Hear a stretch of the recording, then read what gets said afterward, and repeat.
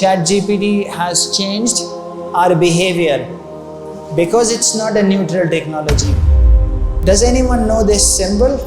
For instance, if you have your phone with you and if you don't have your phone with you, is your behavior the same? We don't need religion to be moral or to live meaningful lives. In fact, he goes on to say in his book, all of the problems in the world, the major wars and the polarization that we have these days, the backwardness, is because of religion. Buni al-Islamu ala khamsin.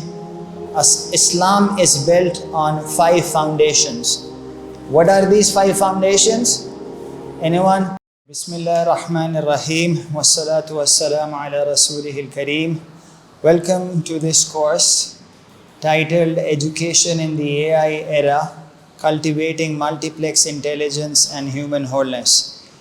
So this course is a follow-up to a course I taught a few years ago, and the main concept here is that we want to emphasize Ihsan. We know and we will describe shortly what Ihsan is, which is the religious concept of spiritual excellence and how we can bring it into our lives to make our conduct, our character, our actions beautiful. Apparently it looks like it's a religious concept and education is something quite distinct and different. And technology and AI also appears to be very different. So we will see and discuss how this idea actually belongs together with technology, with education. And I will introduce this idea of multiplex intelligence and also human wholeness. Here, wholeness means what we call Kamil or Mukammal in Urdu and Arabic, which means completeness. And in contrast, what would be the opposite of wholeness? It would be being fragmented, what can be called naqis in Urdu. So we will discuss these ideas. I am Junaid Qadir. I'm a professor of computer engineering. I'm an engineer, but I also do research in education and AI. So let's begin by talking about Ihsan, which is an Arabic word. It's used a lot in the Quran in its various forms. And Imam Raghib al-Isfahani explains that Ihsan stands for the creation of beauty in one's conduct, which is achieved through beauty and knowledge and beauty in action. And we see various verses. For instance, I will just recite a few. أعوذ بالله من الشيطان الرجيم بسم الله الرحمن الرحيم وأحسنوا إن الله يحب المحسنين. So here we see the word ihsan in the verbal form. Ahsinu, muhsinin. These are all forms of ihsan. And we also see it used in other forms. For instance, here we see وَأَحْسِنْ كَمَا أَحْسَنَ اللَّهُ إِلَيْكَ, and do good like Allah has done good to you. So you must act beautifully as well. And we see in other places where Allah Ta'ala says that Allah Ta'ala created us and He perfected our creation. So that's also an attribute of Ihsan. So being Ashraful Makhluqat, Allah Ta'ala wants us to reflect the trait of Ihsan as well. So these are all of the forms of Ihsan, which generally means not only ritual worship, but also beautifying our conduct. So there is a famous hadith called Hadith Jibril. Okay, how many of you have heard of this?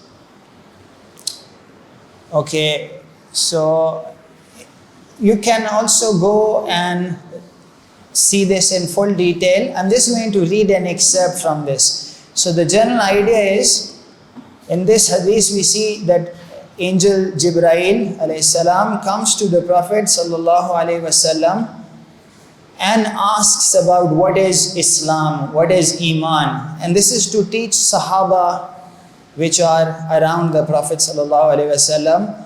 And in the end of the hadith we see Hadith Jibril asking, Mal Ihsan, that what is Ihsan?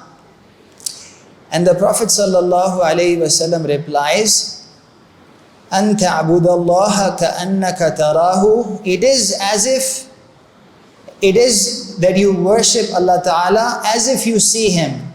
فَإِن لَمْ تَكُنْ تَرَاهُ فَإِنَّهُ يَرَاكَ. And knowing that even though, no one can see Allah Ta'ala with our physical eyes, but we know that we cannot do that. However, we know that Allah Ta'ala sees us.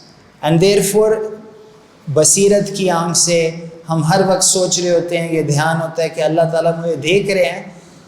उसकी वजह से हम अपने actions को beautify करें, best intentions हों, और हमारी इबादत का जो नतीजा है, उसका जो फ्रूट है, वो ये है कि हमारा conduct, it becomes beautiful. So this is the translation of this. What is Ihsan? Spiritual perfection, the religious idea of excellence. The Prophet ﷺ, it is to worship Allah as if you see Him, and if you cannot achieve this state of devotion, then you must consider that He is looking at you. And because of this, we see that Islam can be thought of as built of three concepts. Iman and Islam. Iman is in the heart, Islam is executed through the body. And there is a reciprocal relationship. The more you act, the more Iman you get. You begin by entering Islam through the proclamation of kalima, and slowly Iman makes place in your heart. And Ihsan is the trait which helps you grow higher and higher in Iman, and it is also the trait which brings effectiveness to the actions you do in your Islam, right? So then your worship will actually be in the true spirit, right? It is possible for someone to do actions in the form and not attain the spirit. So Ihsan is the idea that you do it in the true spirit. So we know that there is this famous hadith, and everyone knows that Islam has 5 pillars. These are the various rituals that are prescribed. We see in this hadith that the Prophet ﷺ said, Buni al-Islamu ala khamsin. Islam is built on 5 foundations. What are these 5 foundations? Anyone? You can see it in the slide. The first thing is shahadat, kalma shahadat, and belief in that there is no God except Allah, and that Prophet Muhammad ﷺ is a servant and messenger. The second foundation is to establish salah, iqam is salah. The third one is ita is zakah, which is to give zakat. The fourth one is hajj al-bayt, to do hajj whoever has provisions for that, and sawmi Ramadan. However, all of these 3 things, they are just actions. What about a person who does it, however, does not have sincerity, does not do it in the right manner? So you need correct knowledge, and you also need intention. And intention is not in the actions, intention is in the heart. So both of these 2 things, they complement each other. And in our course, the title of the course emphasizes 2 things. Okay, I will periodically ask people just to ensure that you're following along. So what are the 2 things we have in the title? So the course title was Education in the AI Era, and there are two concepts. The two concepts are multiplexity, and the other one is the other one I can go back and show you. Human wholeness, which means these are related ideas. Multiplex, we will see later on, is the idea that you have one thing that is composed of multiple things. So these are like two sides of the same coin. You have a whole which has multiple parts. When you have all of the parts working together and complementing each other, you have wholeness in your personality. Okay? So similarly, there is a wholeness which emerges when you combine Islam and Iman. And that is reflected in beautiful conduct, beautiful actions that influences people and makes people leaders of the world. We know that the Sahaba created a civilization which is exemplary, has not been replicated, and this was essentially a spiritual civilization which had Iman and Islam working together to not only do ritual worship, but to construct the world and to develop brotherhood and humanity and civilization. So Iman refers to total belief in God's omniscience and omnipotence and recognizing God's lordship in creation and in affairs. That in the world of khalq, Allah Ta'ala is khaliq, everything is created by God, and in the management of affairs, it is Allah who manages everything and governs everything. Allah Ta'ala is Malikul Mulk, the owner of dominion. Right? So Ihsan is not an abstract concept. It is grounded in these two things. So it's a religious concept, but one which can be a solution to the problem we face today. I'm going to show you those problems shortly. So Ihsan reflects and manifests itself in excellence in conduct, morals, and in God consciousness.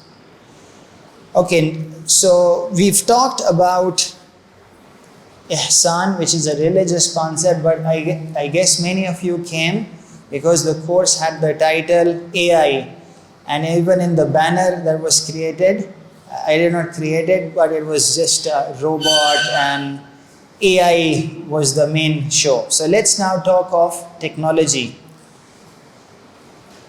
So when we talk to people about technology, there are like two different polarized camps. Okay, they are having their own opinions and they often talk past each other. They are polar opposites. Okay, so one camp is totally optimistic. And these people, if you talk to them, they will say that, the only problem in the world is there is not enough technology. If you have more technology, you will have better world. And if there is a problem in the world, whether it be corruption, poverty, climate change, whatever, right? Technology can solve it and we need more technology. The other camp, you can guess, is the opposite of this. And this is the camp of skeptics. They say that this will ruin everything. And they in fact see that the problems in the world that we see today are actually a result of technology. The technology of yesterday has created modern problems. So, which one do you think is more correct? Right? आपका अपना रुझान किस तरफ है? So if I say technological optimism, how many people are inclined towards this? Okay, only one brave person has raised his hand, but I think more people, if we see their lives, technology plays a big role. So, but not people, many people have raised their hand. Let's see if people raise their hands to technological skepticism. How many of you agree to this? This will ruin everything. Okay, again, just one or two. So I want more people to participate. For the rest of you, what do you think about this? You're not part of any of these two camps. What do you think? Okay, very good. So you think that there is truth in both of these, which is very good. In fact, it aligns with what I'm going to say. Okay, but let's go back and see some history. So, more than 2000 years ago, Plato created a drama, wrote a dialogue between Socrates and another person, showing a dialogue between two people. One person is a mythical figure who created writing. We don't think of writing as a technology, but just like mobile phones, AI, writing is also a technology. So this dialogue, Socrates is talking about that and showing the dialogue between the inventor of writing, Theus, and Thamus, who is the person Theus took his invention to. And in the dialogue, Theus says that writing is wonderful, it will solve all the problems, it will bring knowledge from distant lands, you can learn knowledge from others very quickly. He only talks positively of the technology. And Thamus, the skeptical king, says the person who has invented something is not the best person to judge it. Okay, and he says that in fact your technology is going to bring harm to people, because what will happen is people will just rely on writing and they will not go to teachers, they will not have knowledge inside them, they will just recite back the words, and in this way they will look intelligent, but they will be like sophists.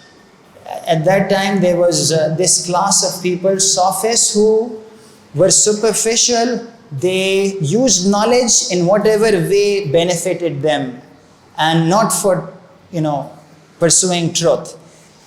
So here we find two people who are opposing each other, and like many of you correctly determine it to be so, both of them are partially correct and both of them are also incomplete in their assessment.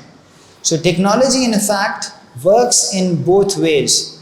When we talk in these terms, technological optimism, technological skepticism, we are taking an approach called either or, either this or that. So mashallah, this group did not fall for the bait. I asked you this or that, and either, you guys said, you did not reply to this or this, which was highlighted by one of you, that it is in fact both. And this is exactly what is said here, that technology does not work in only one way. In fact, there's a field called philosophy of technology. I'm an engineer, but I also work in AI ethics. So there's a field called philosophy of technology, in which people have studied the role of technology and how should we think of it. So there are philosophers who have mentioned that this is a very common sense thing. Technology is neither good nor bad, but a key insight is also that it is not neutral, which means when you have technology, it influences and changes the society. So the society before the printing press was there was very different from the society which was after that.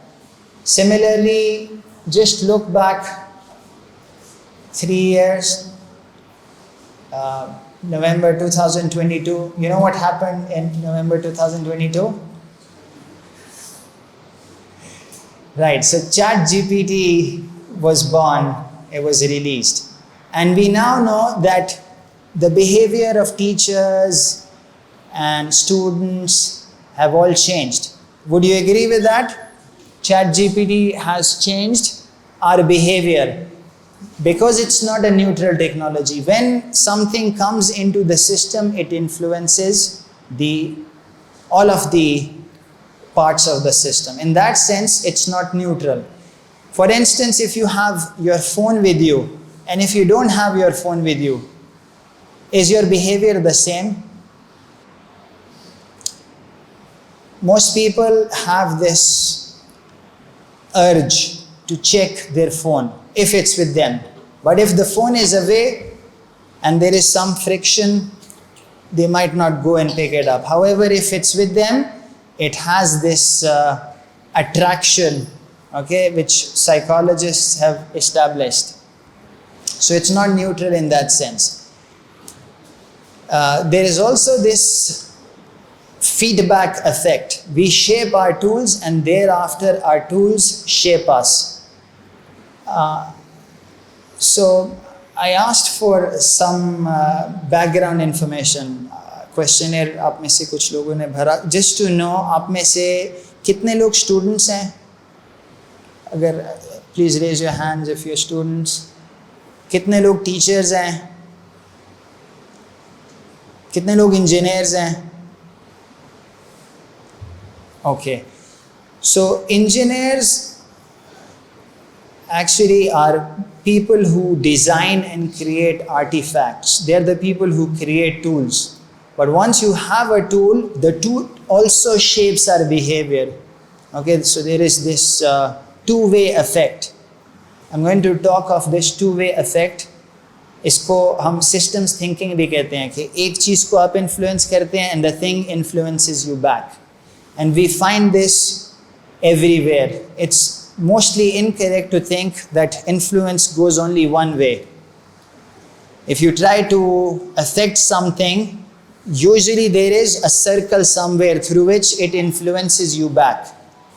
And this is called circular causality. We'll talk of that later on, but this is captured in this idea that we shape our tools and thereafter our tools shape us.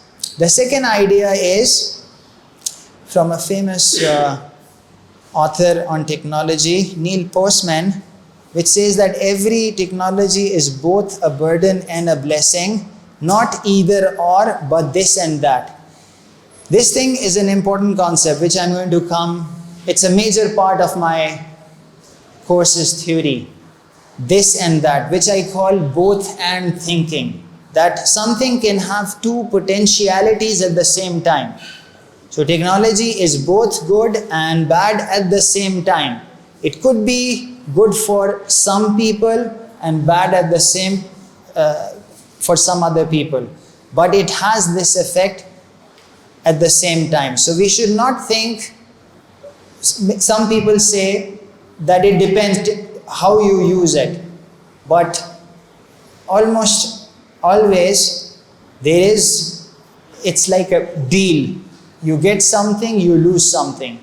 Or it could be you or someone gets something through technology, but some people at the margins of the society lose a lot. Or you get some benefit, but the natural resources are ravaged. You get some luxury. In the physical world, there is a law that works called the law of entropy, which means to create some useful work, you have to take it from somewhere else. And while you're doing that, you also waste some energy. So you cannot create luxury, convenience, technology out of nothing. So this is a useful lens to have. If you have this lens, you can ask the question, is the technology worth it or not? Because these days we have this trend of creating bigger and bigger technology, latest and latest technology. But what is the price? People often fail to think in that way. Does anyone know this symbol? What is this symbol called? G? Right, so this is a concept we have in Eastern philosophy called Yin-yang, in which the idea is that the same thing has opposite tendencies that are interdependent, right? Like, for instance, can you tell me of two things which work in this fashion, two things that are interrelated, but together they belong to each other and they complement each other? Can you give me an idea like this? Day and night, very good. Okay, so what would happen if we only had day all the day, or a day that never ends? Quran asks this question. Okay, similarly, what would happen if you had always night? You would have a system that is out of balance. So, one idea we will see in this course is, to have balance, you need to have two opposites working in a dynamic way with each other. Okay, so this is explained here. Okay, so I'm going to now connect this to a modern concern. Okay, there are two things here: science and technology. This is one thing. Science, technology, they're related to each other. The other thing is religion. So we are currently in a school which says that we should combine religion and science and technology. However, most of the people, they don't frame this discussion in this way.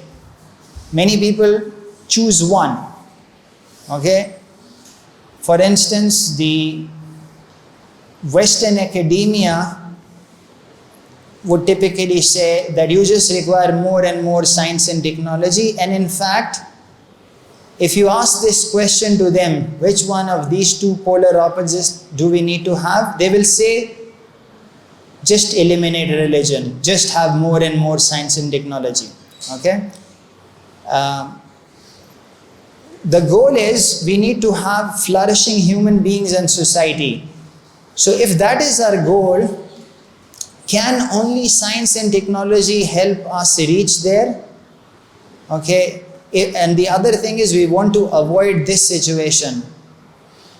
Okay? The people who just believe in religion, they say that only religion is required. I'm talking now of a particular class, not all religious people, but some religious people think only religion is the answer. Some people say only science is the answer. So which one do you think is correct? We need a balance. Okay, let me now show you one example of a person or a class of thought which recommends only science and technology. If you read, I don't recommend you read their books, but there are books like this, who are avowed atheists, and they are enemies of religion. They are militant atheists. They would say all of the world's problems are due to religion. You have people like these. So they are only believing in this pole. So this is a quote from their book. We don't need religion to be moral or to live meaningful lives. In fact, he goes on to say in his book, all of the problems in the world, the major wars and the polarization that we have these days, the backwardness, is because of religion. However, as highlighted by scholars, I'm going to show that to you. Hamza Yusuf is an example of a scholar who has criticized this extremist approach, this polarized approach, and says that you are actually comparing the best of science with the worst of religion. Remember, I told you that we have two tendencies, both hand. So what I'm going to show you now is that science has two tendencies as well. Science has a good side, science has a bad side. And when do we have that bad side? I would love it if anyone can guess it. So I'm going to show you some upsides of science and technology. The upsides are, I'm going to show that to you. The point, Sheikh Hamza Yusuf and other Islamic scholars say that we need both science and technology to achieve our greatest purpose, which is here. Okay? So let me show you some upsides of science and technology. Okay, if you have more science and technology which is balanced, guided by ethics, you would have an innovative society. You would have lots of discoveries. You would have medical and technological advancement. You would have rational inquiry. You would have empirical discoveries.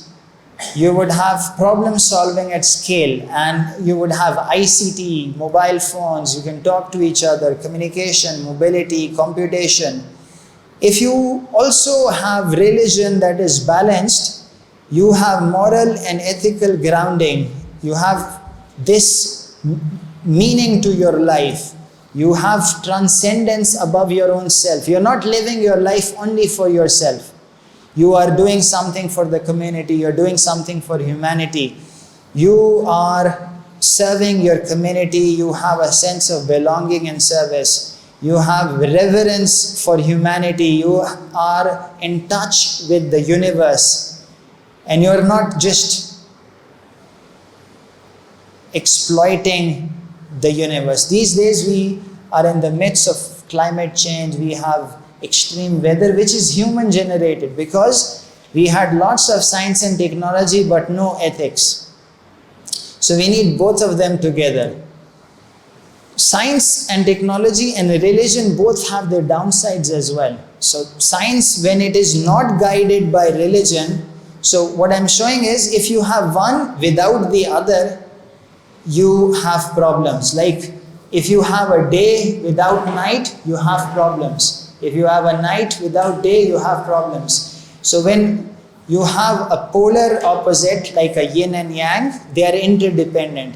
Both of them have to be balanced in a dynamic way. Okay? And this has to be managed through wisdom. Okay? Individually as well, we need both. Society level, we need to have both. If we have one without the other, you will have weapons of mass destruction like you have these days. The most advanced technological country is bombing the most helpless people in the world. What we see in Gaza, what we see there, advanced technology is used to kill people, to carry out a genocide.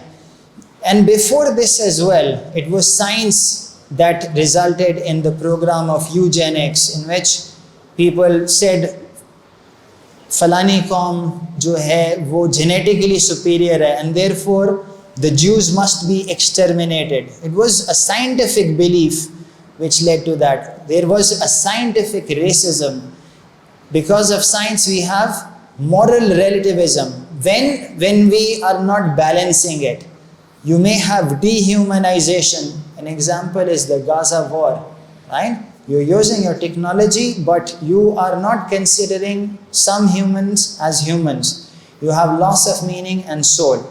Similarly, we cannot excuse religious people completely as well. So there can be some people, this is the downside of religion. Okay, it's not inherent part of religion.